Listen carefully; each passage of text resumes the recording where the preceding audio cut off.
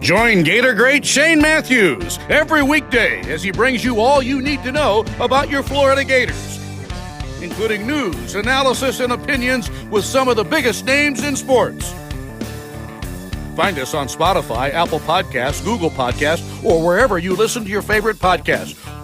Or watch us live at 8 a.m. on Facebook, YouTube, and Twitter.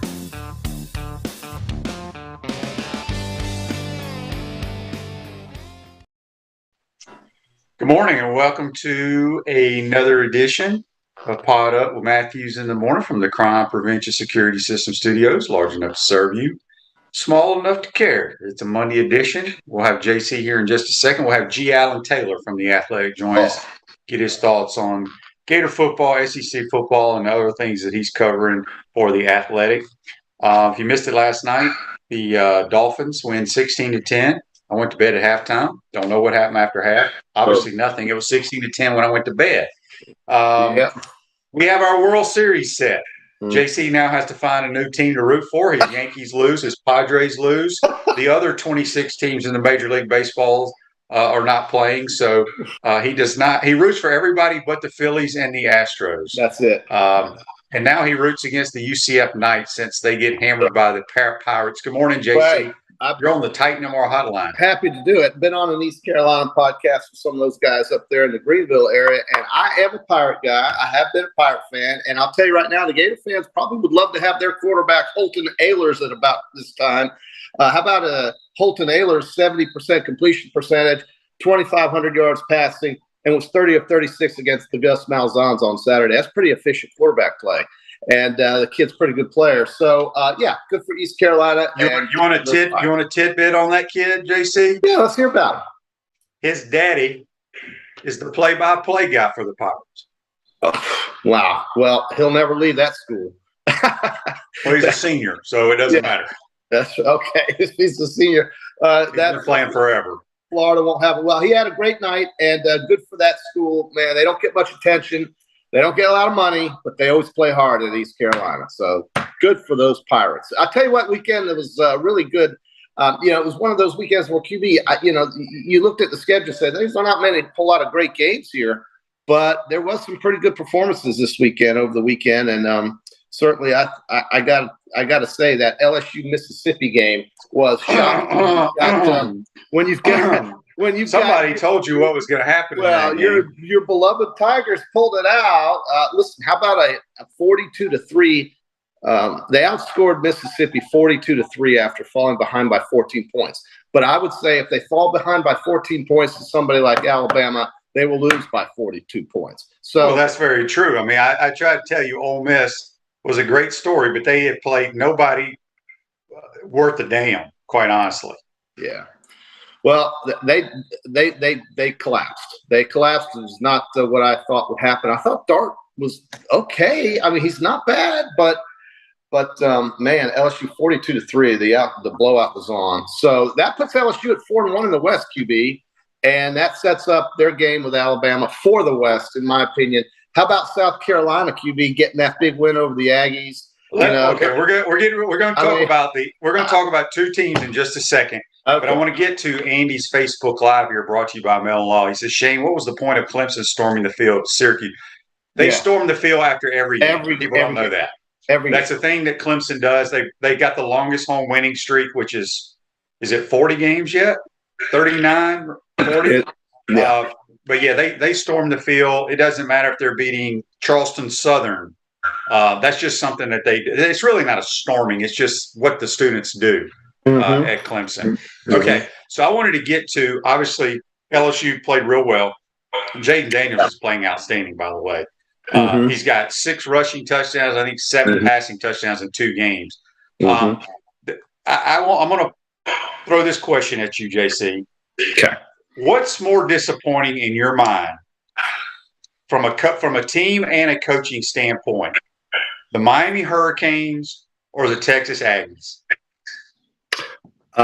That is a great question. Well, if I'm Texas, it's got to be the Texas Aggies, and here's why I say that. Miami didn't have any expectations. They don't have a payroll. They also don't have a home field. Whoa. They do what? They don't have a payroll.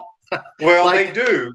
Well, I don't know if it's in effect right now or starting next year with their recruiting class. Okay, they do have a payroll. They got that one guy, that billionaire, that's paying all the kids. Okay, supposedly. I'm just going to say it's Texas Aggies because Cristobal's in his first year, and they extended Jimbo last year. Jimbo's real first name, by the way, is John. Did you know that? John James. John James Fisher. John James Fisher was extended to try to get them to compete in the upper part of the Western Division, and they are an also ran. And he likes to talk about things that he shouldn't be talking about. And look at Texas A&M. So my answer is Texas A&M, only because Mario's only been there 1 year. He's got to flush out those players he's got there and get his own guys. That's kind of how I look at it. But Miami's a disgrace. They're a disgrace. They're an absolute disgrace. I just don't know. I mean, look, Miami in the 90s, we get it. The Orange Bowl, they had really good teams. You can't take that away from them. I don't take it away from them. I know, no, I'm just saying. But what's going on down there? It's embarrassing, and I don't know. I mean, it's mind-boggling. Did you see the pictures of how many people were at the game against Duke? They've given up. They've given up, QB, and really, it's a shame. It's very predictable, but it is a shame. And he's going to have to really. It's a hard reconstruction project down there, dude, because what are they recruiting to? You're recruiting to a metropolitan school that's got about 8,000 students and you have to drive an hour to your home field. I just don't think with today's game, there's too much else out there for great players to go and visit and go want to play at. In the 80s, and it wasn't quite like this. And look at what's happened down there. Middle Tennessee State blew them out. So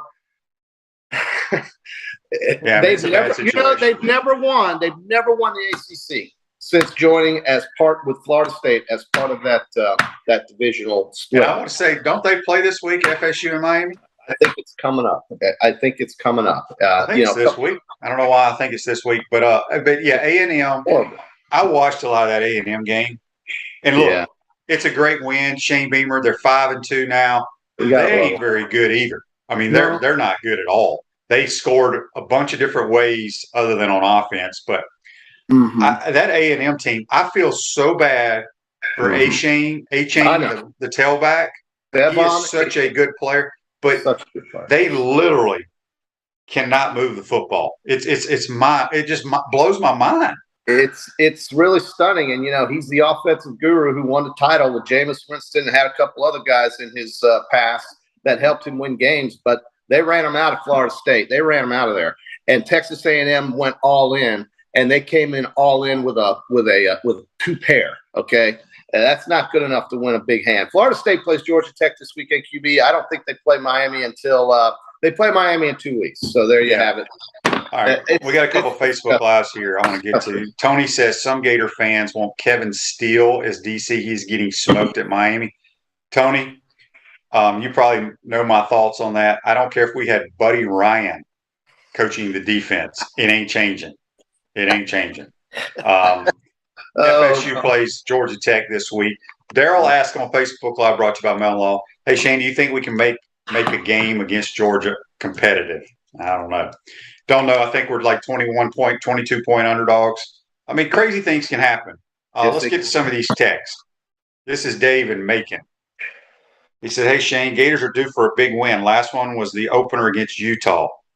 I guess it was. I mean, it's really not a big win right now, but not expecting it will happen in Jax this week. And I'm putting you on the spot here. What would be your defensive and offensive game plans against Georgia? HVC said last week it is not working. Try something else. Yeah, I mean, the only other thing you can do is all-out blitz. Well, if you all-out blitz, what all that does is allow you to score quicker on big plays. I don't know. I don't know what I would do. I'd try to stay on the field if I was on offense, but we got to score. We got to be more consistent on offense. Look, here's what I told somebody the other day. Georgia's damn good. They're they may not be ranked number one. I don't know where they're ranked.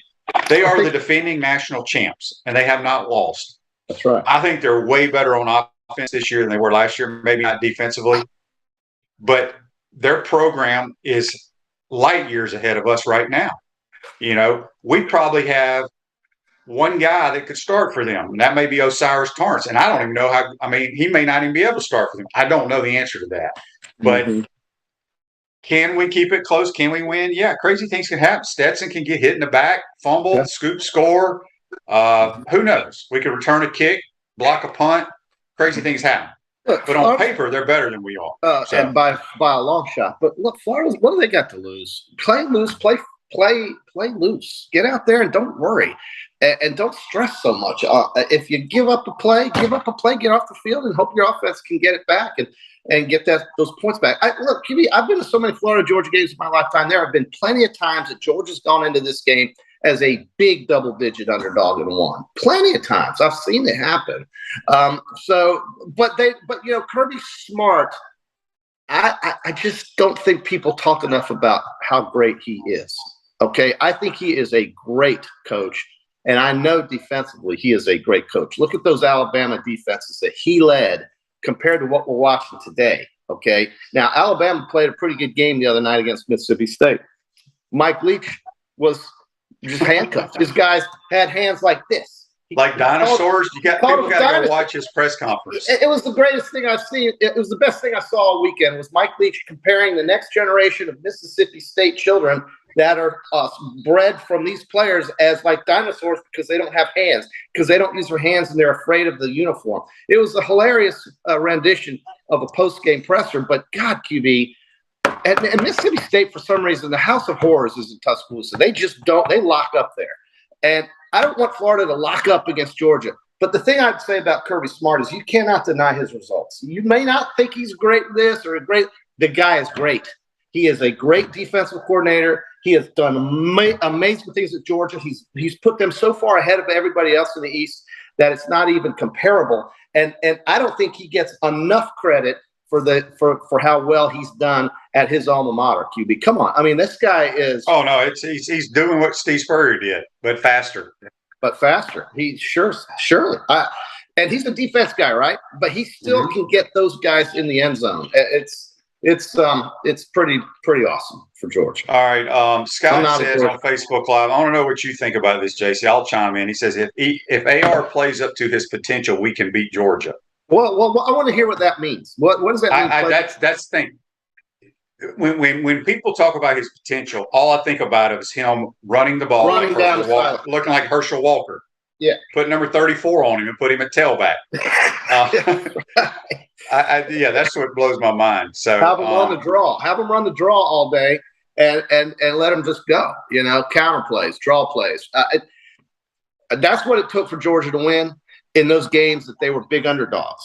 It will take somebody like Anthony Richardson or somebody out of the woods to come out and just have the game of his life. I think for them to be close in this game. I mean, 22-point underdog, dude.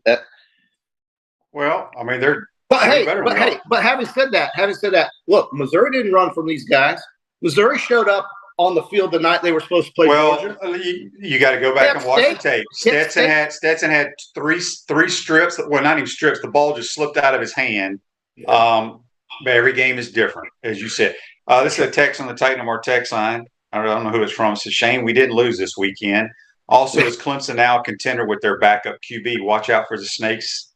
And that Georgia Peach. They got every call in that Syracuse game in the second half. They got every single call. I watched the whole damn thing. I thought Schrader and Syracuse played well enough to win that game. But Clemson got every holding call, got every PI call, got every single call in the second half. You could almost think that the ACC needs Clemson. They need Clemson to represent because there's nothing in that conference. There's nothing left after Clemson now that Syracuse has lost. But I give Syracuse credit. They were leading for a large part of that game, and Clemson fans were scared to death that they were about to lose a home game. So I don't know. I mean, Clemson, I think, is very vulnerable. You can run the football on Clemson. Florida State did it for over 200 yards. Syracuse had the lead for most of that game. And the problem is nobody's going to beat them. Well, not in that conference. You're right. No, nobody will. And Syracuse came really close. I mean, what was it, 27-22, something like that? So, I mean, it was close. And Syracuse was leading for the whole damn game until late in the second half. So they got every call. Clemson got every single call in the second half. It was mind-boggling. Are you in the market to buy or sell your home? Ring Weeby, a realtor with Caldwell Banker, Emma Parrish, provide you fast, friendly, and reliable service. Call her today at 352-562-1411 to help your dreams come true. Speaking with JC on the Titan Hotline, we'll have G. Allan Taylor from The Athletic. Joseph says on Facebook Live, and they're going to have to help me out here on these players. He says, for as bad as Dan Mullen was as recruiting, he sure has a handful of players having great NFL seasons. Who would those players be? That Dan Mullen recruited, or that he had coached, or that he coached? They'd have to be from Mississippi State. They'd have to be from Mississippi State, yeah. Because I don't know, I can't think of any kids that he recruited. I can't either. Because Trask, well, he didn't recruit Trask. Trask hasn't even suited up in 2 years for the Bucks. No. Pitts is not one of his recruits. No, he's not. Grimes was not. Tony was not. Yeah, so I'm not sure. Joe's got to let us know who those players are. Maybe we're missing them. I don't know. Right. So, all right, JC, on our Peachland Dental picks, you clobbered me. You went 9-4. I went 4-9. Your triple duper special was 1-2. Not good. I lost all three NFL picks. Well, did you take? Didn't you take? I took the Jags, I took the Broncos, and I took the Falcons. You did go 3. All right. I had the New York. I went 2-1 on that though with the 2 New Yorks. And he's saying Marco and Elam. I guess those were his recruits. Yeah, well, everybody complained about Marco and Elam when they played here for the Gators, and I told y'all they were NFL corners, just like Jason Marshall's an NFL corner. Damian Pierce was not one of his recruits. I don't believe. No, he was. I believe that Damian Pierce was a McElwain. Yes, he was. McElwain has some names now. They're playing on Sunday. The New York. That Jaguar Stadium yesterday was the home game for the Giants. It's sad to see. Really is, but I understand it. Half the Giant fans who were at the game yesterday probably live in Florida. In fact, I'm sure of it. But I mean, I know some that were at the game who are Giants fans who do live in Florida. But listen, Jacksonville has to win before they get the fans from the organic ground up. You can't do it when you lose all the time. And then QB, listen, the TCU game was sad to see for Kansas State too. That their quarterback took himself out of the game. The backup was effective, but then he got hurt. You can't win with a third stringer. And TCU's undefeated, so that's another undefeated team. If you had to name a top 5 QB, do you have a top? Give me a top 6 right now, just off the top of your head. Let's hear it. Well, obviously Georgia, Tennessee, Ohio State, Michigan. Okay. Michigan. Clemson, because they haven't lost. Right. And Alabama. Okay, where would you put TCU? Right behind Alabama? Yeah. I mean, I know they're undefeated, but so speaking of this, I don't know how I saw this, but you talk about efficient quarterback play, and I have not watched – I don't think I've watched one snap of the Michigan Wolverines this year. Right. Their quarterback is completing like 79% of his passes. Yeah. He's only thrown 33 incompletions in 7 games. I would say, QB, if you put the uniform back on and you went up and said to Jim Harbaugh you would be willing to play, your numbers would look very similar at the age of 50, 51. But what my point is, I looked at his stats. It's not like he's just throwing. He's going. He's throwing the ball a lot. Yeah, QB, you've seen who they played, and I'm not. But I don't. That's not my point. I don't care if you're playing on air. I know. He's only thrown 33 incomplete passes all year in 7 games. So here's the thing that's funny to me is that the Big Ten. We always talk about Ohio State, Michigan. Clearly, both teams are setting up to be undefeated by the time they play in Columbus.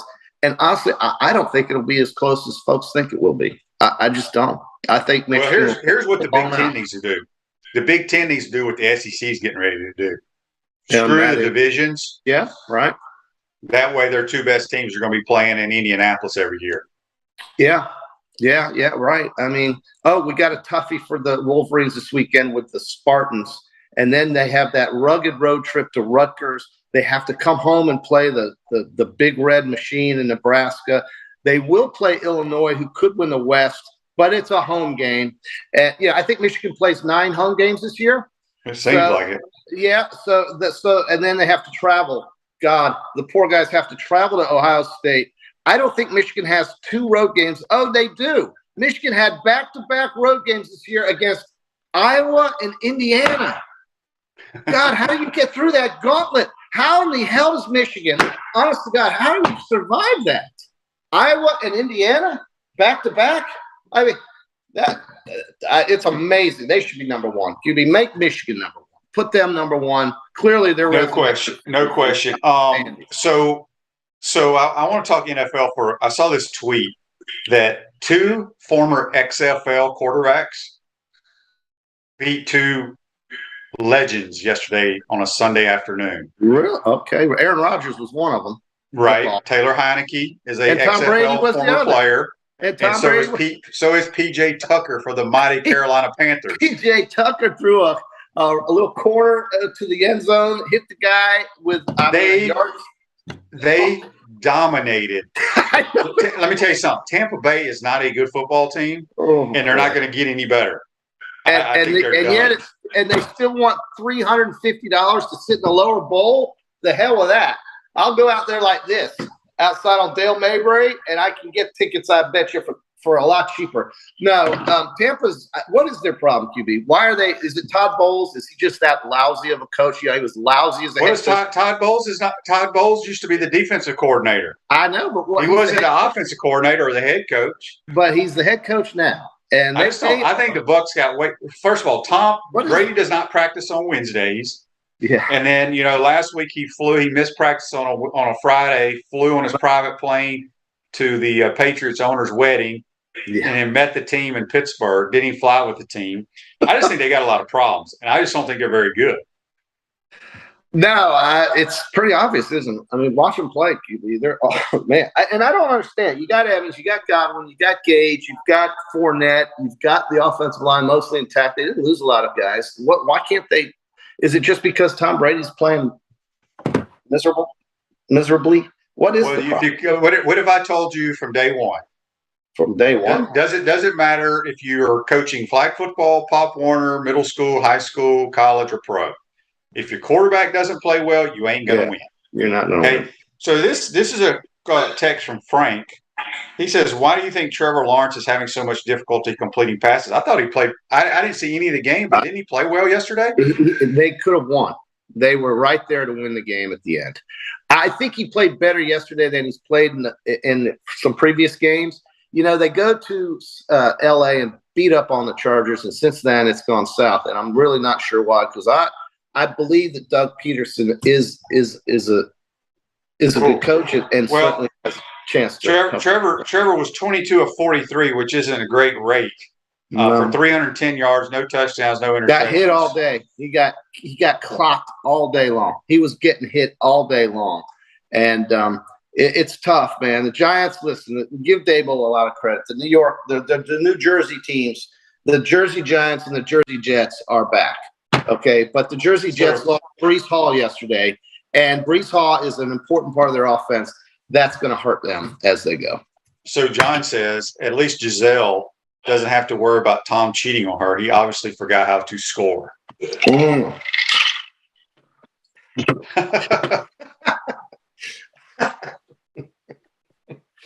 So, okay, Giselle.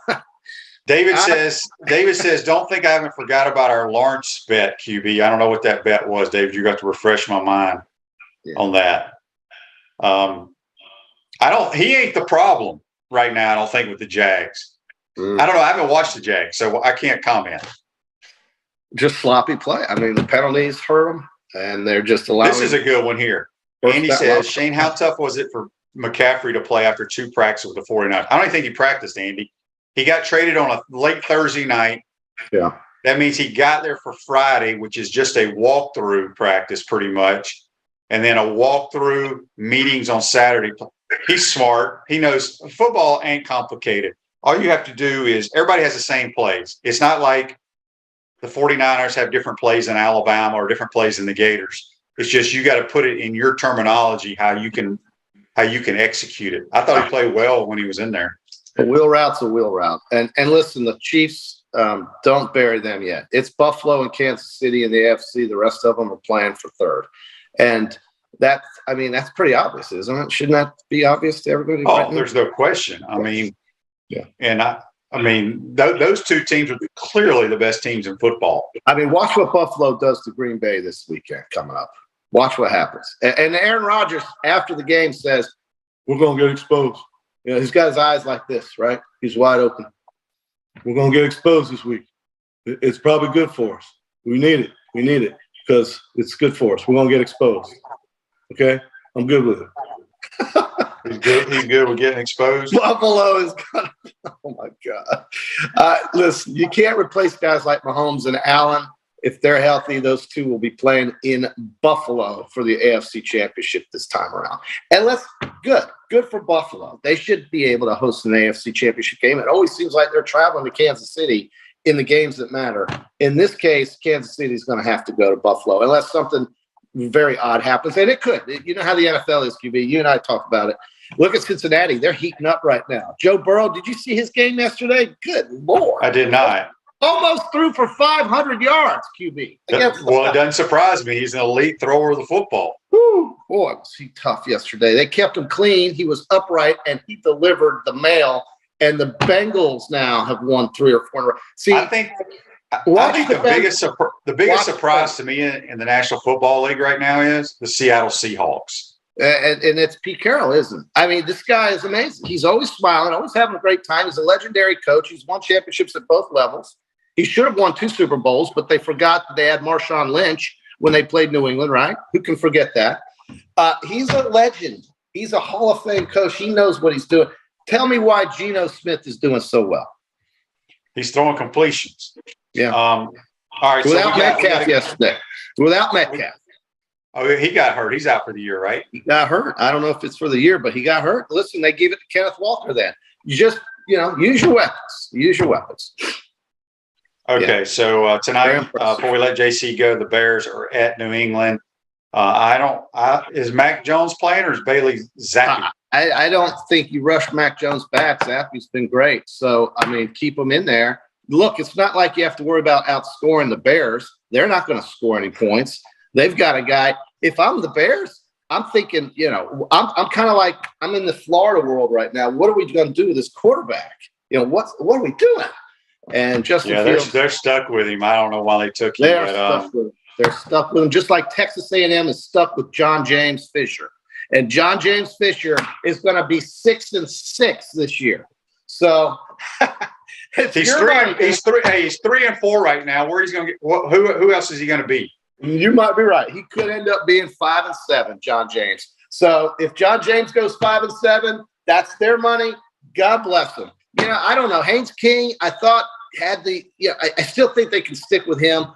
They gave up on Max Here's Johnson. The biggest problem, A&M. Gave up on Max Johnson. Gave up on him. Well, Haynes King is very athletic. He's got a really long release. I don't know how he was such a highly rated kid. But what the problem that A&M has to me, they can't block you rushing the passer. Yeah, that's stunning. They got serious issues. Aren't those the guys that got all that money, the offensive linemen? A lot of their team. That's why I think NIL, boy, these people are going to be regretting paying any players, trust me, regardless of your team. Oh, Lord. All right, JC, we're going to let you go. We'll talk to you on Wednesday. We got to get to G. Allan Taylor, see what his thoughts are about what's going on in the world. You got it, James. See you guys on Wednesday. What's his name again? Jesse James? No. John James Fisher. John James Fisher. I wonder why he doesn't go by JJ. JJ's a lot better than Jumbo. JJ Fisher. Coach JJ, get over here and show me how to block somebody. Maybe he needs to change his name to JJ. Okay. Yeah. All right, that's JC. Join us on the Titan MR Hotline. He's now a member of the East Carolina Fan Club. We're going to take a quick timeout. We'll be right back with G. Allan Taylor from The Athletic. You're watching and listening to Potter Matthews in the Morning. We want to take this moment to thank all our sponsors who keep the show going and pay the bills. Our premium sponsors are Crime Prevention Security Systems, large enough to serve you, small enough to care. Titan MRI, Gainesville's only locally owned and operated MRI facility. Meldon Law, the only official law firm partner of the Florida Gators. Peachland Dental, Gator Nation's first choice for dentistry in Port Charlotte. Comfort Temp, comfort is our business, peace of mind is our promise. QC Kinetics, live pain-free with QC Kinetics. Our gridiron sponsors are Auto ER, UF Bookstores, Celebration Point Town Center, Chris Doring Mortgage, Silverback Concrete Co., Ruse Ogra State Farm Insurance, Doreen Wiebe Realtor Caldwell Banker MM Parish. Our touchdown sponsors are Campus USA Credit Union, Adams Rib Company, Gator Dominoes, Celebrate Primary Care, Gator Bait Media, Okido America, Style Cuts, Ironwood Golf Course, Big Mills Cheesesteaks, MB Listing, McDonald's of Gainesville, 84 Lumber, Tropical Smoothie Cafe, Avra and Smith, Dowling Signs, Baker's Sporting Goods, Silver Cube Billiards and Sports Bar. If you are interested in promoting your business on the show, visit potupwithshane.com and click the Advertise button. Again, thank you to all the great businesses that support the show. If you like what we are doing here, make sure you follow us and support the businesses that support us. Welcome back to the Crime Prevention Security System Studios, large enough to serve you, small enough to care. Celebration Points where the Gators go to celebrate. With premium brands like the Keys Bar and Grill, Medici's, Regal Cinemas, Dave & Buster's, Nike, Le Macaron, the Gadget Guys, and the HBC's restaurant, Spurrier's Gridiron Grill, now selling Head Beer Coach, American Lager, and 16-ounce cans at Spurrier's, Visors, and Ben Hill Griffin Stadium. We'll see you at Celebration Point where the Gators go to celebrate. We're going to head to the Titan MR Hotline. We're going to be joined by G. Allan Taylor from The Athletic. Good morning, G. Allan. How are you? I'm doing well, Shane. Thanks for having me in the orange grove today, man. Well, no, those are peaches now. So I, depending on our opponent, I go broadcast live from somewhere there. So, like, I was near Bourbon Street a couple of weeks ago. I was up in the mountains when we played Utah. So now we're going to be picking peaches. Although I don't think it's peach season, but since we're playing the Georgia Bulldogs, we needed some Georgia peaches. That's some good opening week flavor there, man. Yeah. It's a crazy week, man. You're a part of this thing, firsthand, and God knows how many you've seen since then, man. And obviously, I've only seen this rivalry played live last 2 years, so I'm really getting indoctrinated. It's one of those games you would always watch on TV if you were me, but it's nice to finally get to Jacksonville and cover a few. Well, it's the same way. I grew up Ole Miss kid, but I loved SEC football. Knew nothing about Florida, Georgia until I actually got to play in it. When you don't grow up either in Florida or Georgia, you don't really understand the rivalry. But you understand it as soon as you pull in on a bus over one of those bridges with all those crazy fans. There's no other atmosphere like it. I've been to the OU Texas game in Dallas. It's great too, but it's not as much hatred, in my opinion, as this game. We got a quick question here on Facebook Live I want to jump into from W. Van Der. So, Shane, what's your experience going into these off days leading up to the Georgia game? How do you think they prepare? Well, they didn't do any Georgia stuff last week. They'll start Georgia today. Usually there's nothing worse than bye weeks. Nothing worse, especially after you've lost a game. A bye week is terrible. But they just try to take care of themselves, get healthy, self-scout. They'll prepare for the Dogs today. G. Allan, let's go back to this season so far. Gators sit at 4-3. Are you surprised, or is this about where you thought they would be? Yeah, I had them somewhere between 5 and 7 wins before the year, and some people in my company were like, "Man, this roster is the 10th or 12th most talented one in college football." I'm like, well, they were the 14th most talented roster last year. Those recruiting rankings, the further you get away from them, the less they matter, right? And so, I knew there was a chance Anthony Richardson could blow up, and that maybe would have gotten him to 9 or 10 wins. But he struggled to the degree I thought he would with great moments and bad ones. So you just said something that's interesting to me about. So our roster right now, or going into the season, was the 12th. Well, how'd you phrase that? 12th most talented? Yeah, and that includes transfers. What they do is they take that composite of all the recruiting rankings for everybody who's on scholarship. Yeah. So, well, it's some damn rankings, and I can tell you because there's kids on our high school team that I coached against, a lot of them, and I'm like, I don't know about them playing for us, but It is what it is. So Billy talked to you guys last week in the bye week. What was his demeanor like? I can't tell by Monday. I can't tell whether they beat Utah or lost to Kentucky, right? I don't think it's just coach speak when he says we flush it on Sunday. He's got a whole staff that's working ahead, and their thing is so regimented. I'm doing a story on some walk-ons, and even they were talking about how regimented their days are, which, for a walk-on, I'm not sure that happens at every program. And so, I think the LSU loss affected him the night of it because I think he really, really wanted to beat them for some obvious reasons. I think he has some players on his team that really wanted to beat them. But, man, once you get past it, I think he's on to the next game, which is the way you got to approach it and how you prevent your team from being, quote unquote, hungover and. Did I freeze up? Can y'all hear me? Far as he can be, with the roster he has. Yeah. Andy has a question here on Facebook Live brought to you by Melton Law, the only official law firm partner of the Florida Gators. She says, G. Allen, I guess he's already chalking up a loss against the Dogs. He says, how do you think the Gators fare against A&M in South Carolina? Well, I had a question in the mailbag there on yesterday, does Florida go to a bowl game? And I said, well, they better. I mean, at this point, you're 2 wins away from bowl eligibility, which I think we can all agree is a pretty low bar to begin with when you get to count an FCS win. And I thought, well, you're getting 2 wins. You should against Vandy and South Carolina. And I said, you might be able to steal, obviously Texas A&M or FSU, depending on the day. Florida could win those games. Now it looks like you might be able to get Texas A&M and South Carolina is going to be a better game.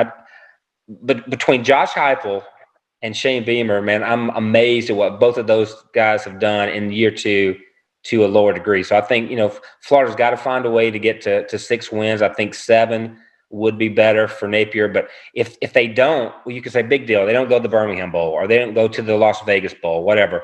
I'm not even talking about the 15 practices that they would miss in December. I think it's just recruiting negativity that Napier and that staff would have to face through the December signing period and into February if they did go 5-7. Because right now, you're sort of looking at Miami taking that route, right? So you can negative recruit against those guys. You don't want to be in that boat with them and having Ohio State, Alabama, and Georgia negative recruit against you any more than they already are. So I think for that purpose, being in a bowl game, having some exposure in December is actually important. I don't care how small the bowl is. Yeah, A&M is just it just blows my mind how bad they are on offense. I think they're really good on defense. That is going to be a hard game for the Gators. South Carolina, to me, as you said, Shane Beamer's done remarkable things there. I watched them. They have some good running backs and a good defensive line, but they score every way possible. They're not a good football team, but they're finding ways to win games. So I don't know what to expect when they come to the Swamp. We got a text on the Titan MR text line from Jerry. He says, G. Allen, do you think Billy will start playing or starting a lot of the younger players? I think he would have done so already as much as talent would allow. You always hear every week, why isn't Kamari Wilson playing 60 snaps a game instead of Trey Dean, but I don't think McClellan can play more snaps than he's been ramping up to. I think they've got him maxed out. I think the old staff had hoped that you could even, keep McClellan to 4 games and redshirt him because they thought he needed a year of development. And obviously that's gone out the window now. So I think as much as they can get away with guys they can depend on right now, they will try to do so. But just throwing out freshmen for the heck of building towards next year, if they have bad reps or they have bad results, that can actually be detrimental to how they play next year, right? It's not just a zero sum of the more you play, the better you get automatically. So if you're unprepared to go out there and you end up getting torched, that might actually set you back for the offseason. So, yeah, I think they should. I mean, there's not a lot of seniors on this team that have earned a lot of playing time. There's not a lot of seniors on this team that have to worry about NFL draft potential. There's a few, but not many. And obviously, you're not playing for an SEC championship at this point. So I think they'll try to rotate in as many as possible. Hey, Chris Storing Mortgage, doing mortgage lending right, helping home buyers throughout Gainesville and North Central Florida. Call Chris Storing Mortgage today at 352-244-0840. Speaking with G. Allan Taylor on the Titan MR hotline. Zach says South Carolina beat Georgia State, South Carolina State, and Charlotte. We could use a 3-game gimme wins like that. Yeah, no doubt. Gators have played a tough schedule, no question. Are you surprised at? I asked JC this earlier, and you cover the Gators, but you work for the Athletic, and you cover a lot of. I mean, you follow college football. What's the biggest surprise to you, Jimbo or Mario Cristobal and the Miami Hurricanes? I would say Jimbo because, all the Miami enthusiasm was somewhat based on recruiting guys who aren't even signed yet, right? Right. So I wasn't sure that program was ready to be turned around in 1 year based on how much they were paying NIL for guys who haven't arrived on campus yet. So, that's one that's tough to judge early. However, given their schedule, I thought they should be able to contend for the ACC division every year because that's just not a very good one. Let's be honest. But Jimbo, man, I mean, I go back to watching Zach Calzada put up 41 on Bama last year, and he looked like a Heisman winner. And that's the last time I think they've scored 25 points in something like 19 games. It's a crazy stat. And at some point, I know he's getting a little long in the tooth to do this, but at what point does he just hire an OC, right? He's gotten some highly rated quarterbacks in there, but outside of Kellen Mond, who I don't even think he signed, plugging along and doing some things, they're just not productive there. And they've got some great wideouts. You know how good that Evan Stewart kid is. Florida really wanted him. He was here at Friday Night Lights, and they've got decent offensive linemen. They got maybe the fastest running back in the country. And man, the results just aren't there. And you got to wonder some of those guys aren't going to jump ship and hit the portal, because that offense is impossible to watch, man. Do they get to take their money with them when they hit the portal? All right. Hopefully you got that up front, right? Yeah. Forget the endowment plan. Yeah. Larry asked here, he goes, G. Allen, were you able to check out the Gator basketball scrimmage? I did not see the scrimmage. They were pretty tight on that. But, man, kudos to Todd Golden and his staff. We've watched almost 3 weeks of practice. And really seeing those guys rotate who the ones and twos are to have different 5-on-5 combinations. And, I'm still stuck on them. They're probably a bubble team. They're probably on the good side of the bubble, depending on whether they have a loss like Texas Southern at home. Again, you want to avoid those. But they've got, obviously Castle in the middle is big. Lofton, the transfer guard from St. Bonaventure, is an absolute show up, take charge from day one kind of guy, who the others have really fallen in line behind him. And then you've got 6 or 7 wings who can form whatever rotation you need on a given day, right? If somebody's got an ankle injury or somebody's cold or lacking confidence, man, there's so many interchangeable parts at the 2s and 3s and even a little bit at the 4 that I think they can find the right mix. So I'm excited what they can do. I think the transfers they brought in this year are a higher caliber athlete than what Mike White had to settle for last year, and their offense is going to be a lot more free flowing and a lot more fun to watch. But I tell you what, I've made the mistake of talking about his offensive system to an extent that dude gets after it on defense, and if guys aren't pressuring the ball and getting where they're supposed to be, he's jerked them out in practice and chewed them for not having their head facing the right way on cuts. So I think there's a lot to like about this team. Probably not a 25 or 28 win team, but 20 and in the tournament, which is, gives you a chance to make that second weekend. Yeah, definitely. Christine asked here on the Titan MR text line, do you think Anthony Richardson goes pro? How many times, wouldn't you like to have $1 every time somebody asks you that? Dude, I'd like to have $1 for every response we've gotten to it, because, it's gone from, he's definitely gone. So you got to make plans to get a new quarterback next year to, well, he's going to go, but he's going to be a second or third rounder. And I'm sitting there if I'm putting on my GM hat saying, how much money and why would I throw at him right now? And I don't even know if I'd do it for a 5th or 6th round pick, because what's the point, right? He really needs another year to prove himself. Nobody in the NFL has seen him do something well 2 weeks in a row. And that's the next step for him, is stacking together some games, not just having a really good one at Tennessee and then a really good one at Utah 3 weeks earlier. He's got, he hasn't seen what the NFL is going to throw at him, right? And they've simplified the offense at Florida to take advantage of what he's got and what receivers he has. Man, I don't see, if he gets some bad advice and thinks he's a first rounder coming out, then maybe I'm just totally out of the loop. But even our NFL guy has cooled on him because, if a D tackle has an okay year, he may slip from a first or second rounder. If a quarterback isn't playing well, I think you slip from first to out, right? I mean, what's the point? Well, yeah, I'm with you. I don't know. I still think the NFL guys think they can make him an efficient quarterback. But my question is it good for the Gator program for him to come back? I think Buddy Martin asked me that on his show last week. I don't know. And he's like, well, they can put together a better NIL deal than he already has. But do they want to go in a different direction? We don't know the answer to that.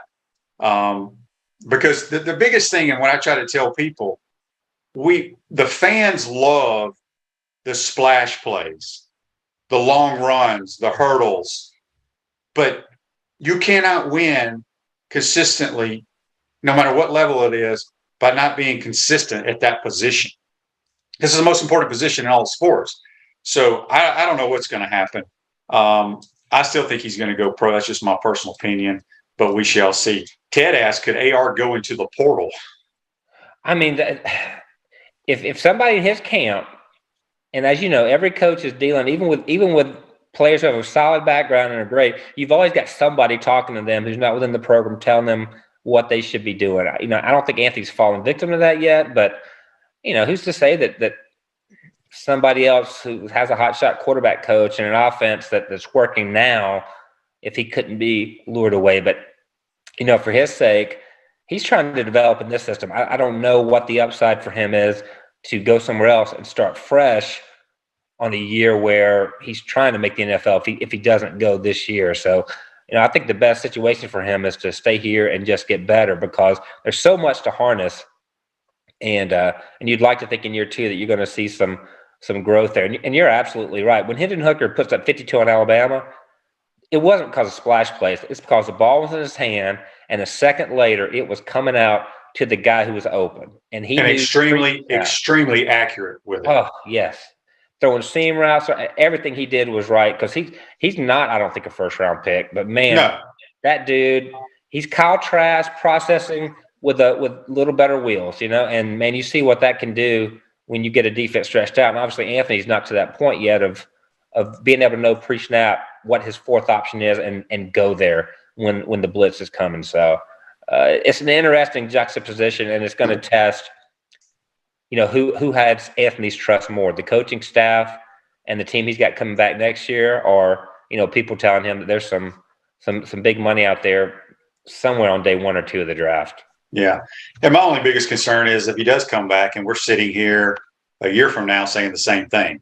Yeah. Because you can tell right away if a guy processes it and is accurate or whatever, they're going to have bad games, but if they're processing their information and accuracy and all those type of things. So we'll see. Are you a Heisman Trophy voter? I was in West Virginia, and I'm about to get it back. When you change states, you have a different person who allocates that vote. So I think I'm back on this year. So if you were to vote today, who would be your top 3?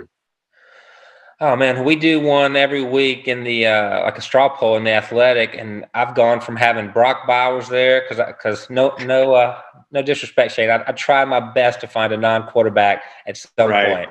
I voted 2 or 3 defensive players in the top 3 the last 5 years. I think Hooker's got to be there. Stroud's numbers are too good to ignore, even though they have played a really weak schedule. And I keep looking at, he's not the best player in the country, but the Dugan kid at TCU, man, is like 19-1 TD to interception ratio for a program that was going nowhere. And they've had 2, they've beaten 3 or 4 ranked teams in a row, and they've had 2 really big wins that he's sort of helped. So I'm going to try to find a running back or a linebacker to squeeze in there, but it's tough, man. How about yourself? I mean, to me, even though Alabama's lost the game, Bryce Young's still the best player in America. What he does is crazy to me. He's just so calm, cool, and collected. Just a really good player. Ted asked, what is the status of Jack Miller? I know he didn't suit up against LSU. Yeah. all I can say to that is that when someone made the assumption that Kitna was not the number 2, Billy sort of, got his dander up and said, no, wait,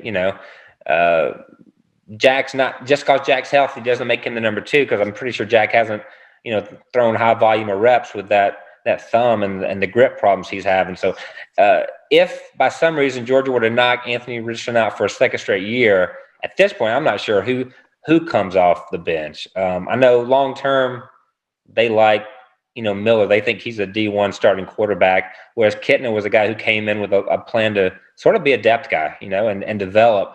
And just because he made a few really nice throws against Eastern Washington, I'm not sure that he can operate or hold the defensive end on a play action fake. He's a little more old school pocket passer. Yeah, no doubt about it. G. Allen, great stuff as always. Let everybody know how they can read your stuff at The Athletic. And y'all got any deals going on right now? Man, it seems like there's a different deal every week, man. You just got to pop on there and catch it. It's even at the worst case, I think it's $8 or $9 a month, but usually it's anywhere between 3 and 6. So it's do some scouting. My people like it because they're Saints fans, they're Braves fans, and even if you're NHL or hockey, there's a lot of stuff on there for the same price. So you don't have to subscribe to 5 or 6 different newspapers or services. That's so true. Well, you can follow him on Twitter at G. Allan Taylor. Good stuff, buddy. Appreciate it. We'll see you up in the press box up in Jacksonville. Looking forward to it, man. Y'all have a good week, Shane. All right, that's G. Allan Taylor. Join us on the Titan More Hotline. Take our final timeout. We'll come back, wrap up this Monday edition. You're watching and listening to Pod Up Matthews in the Morning. We want to take this moment to thank all our sponsors who keep the show going and pay the bills. Our premium sponsors are Crime Prevention Security Systems, large enough to serve you, small enough to care. Titan MRI, Gainesville's only locally owned and operated MRI facility. Meldon Law, the only official law firm partner of the Florida Gators. Peachland Dental, Gator Nation's first choice for dentistry in Port Charlotte. Comfort Temp, comfort is our business, peace of mind is our promise. QC Kinetics, live pain-free with QC Kinetics. Our gridiron sponsors are Auto ER, UF Bookstores, Celebration Point Town Center, Chris Doring Mortgage, Silverback Concrete Co., Ruse Ogra State Farm Insurance, Doreen Wiebe Realtor Caldwell Banker MM Parish. Our touchdown sponsors are Campus USA Credit Union, Adams Rib Company, Gator Dominoes, Celebrate Primary Care, Gator Bait Media, Okido America, Style Cuts, Ironwood Golf Course, Big Mills Cheesesteaks, MB Listing, McDonald's of Gainesville, 84 Lumber, Tropical Smoothie Cafe, Avra and Smith, Dowling Signs, Baker's Sporting Goods, Silver Cube Billiards and Sports Bar. If you are interested in promoting your business on the show, visit podupwithshane.com and click the advertise button. Again, thank you to all the great businesses that support the show. If you like what we are doing here, make sure you follow us and support the businesses that support us. Welcome back to the Crime Prevention Security System Studios, large enough to serve you, small enough to care. Ruse Ogra State Farm office is a team of dedicated insurance professionals ready to help life go right with the right insurance options for you and your family. Visit ograinsurance.com. Give them a call at 352-240-1779. I want to thank JC and G. Allan Taylor for joining us on the Titan More Hotline. This day in sport brought to you by our good friends at Comfort Temp. Comfort is our business. Peace of mind is our promise. Beat the summer heat. Schedule your air conditioners tune up today. Give Comfort Temp a call at 352-376-2366. In 1996, the last game at Atlanta County Fulton Stadium was played on this day when the Yankees beat the Braves. It's brought to you by our good friends at Comfort Temp. Make sure you tune in tomorrow. We'll have Buddy Martin. We'll also have Buck Ballou, former Georgia Bulldog quarterback, join the program. So get all your Georgia questions for Buck. He does a radio program up in the Atlanta area, national championship quarterback. So Allan says before we get out of here, what do we need to do to fix most? The defense, offense, receivers, do we have the players to play with these schemes? Everybody, what people forget, everybody, including myself, I'm not saying I'm an expert by any means, but the so-called experts pretty much picked the Gators to go 6-6 or 7-5.